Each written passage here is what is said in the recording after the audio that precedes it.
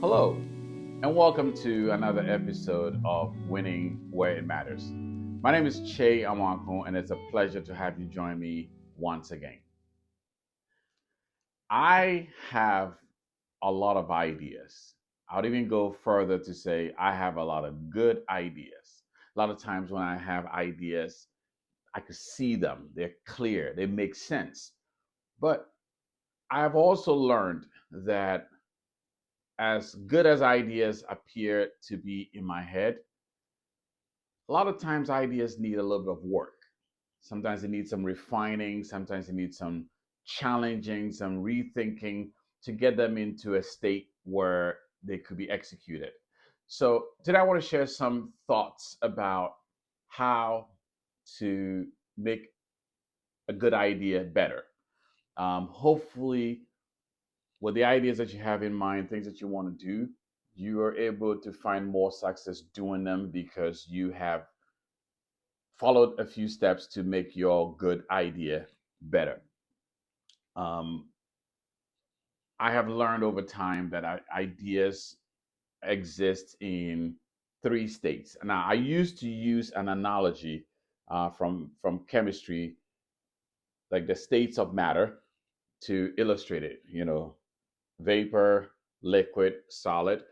But I recently came across another analogy that I like better, so I'm switching to that, and it's about chicken. It's like a piece of chicken.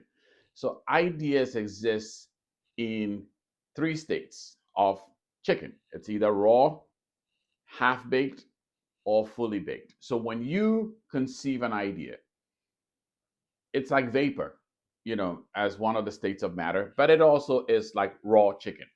And you wouldn't serve raw chicken to anybody. And that is when you get an idea fresh in your head, I like for you to think of it as raw chicken. You need to do something with that before you get into executing it.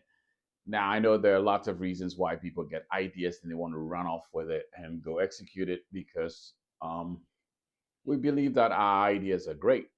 And sometimes we believe we're the only one that got that idea. And so we want to quickly execute it before somebody gets that idea.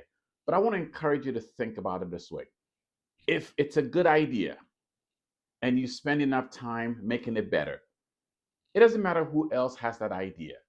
You would execute it in your own time, in your own space, and you will find success to it. So invest in making your good ideas better because a lot of times ideas fail because we fall in love with our ideas too early and we don't pause to think about if that idea is raw, half baked, or fully baked. We just launch into execution. But I like for us to think about pausing and taking our ideas through a process to give it a better chance of success.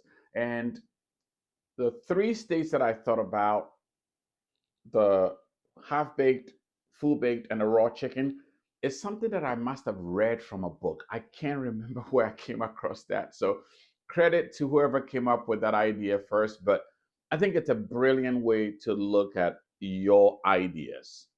When you get an idea and it's fresh and it's awesome, it's exciting, it's raw piece of chicken. It's a raw piece of chicken. Think about what you're going to do to make it better. So I want to share three ways that I've distilled it into steps that you could follow. And that's how I think about ideas when I have them and try to make them better. First of all, capture it, write it down. If an idea is in your head, it makes perfect sense. But when you start writing it down, it could become clearer. You could find the gaps and the distortions in your perception and kind of be able to capture the idea. Now, if it's in your head, it's like vapor, it could evaporate. But if you put it on paper, I think you have a better chance of holding that idea together and doing something with it. So capture it, write it down, record it into a voice note, but some way, somehow capture it.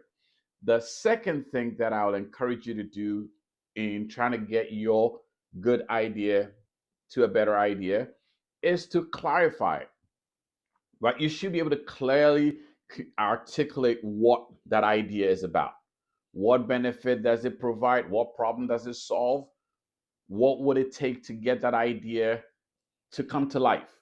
And how would you do that? Like asking those questions help you clarify if this is really an idea you want to execute. This is an idea that you want to probably hold on. This is an idea that you want to wait or you want to combine with something else.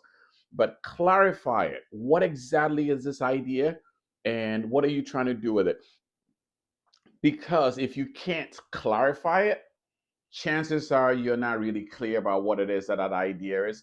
But if you can clarify it, then you could subject it to some pressure testing to see if that idea is really ready for execution. And so the third thing is to challenge the idea. Challenge the idea.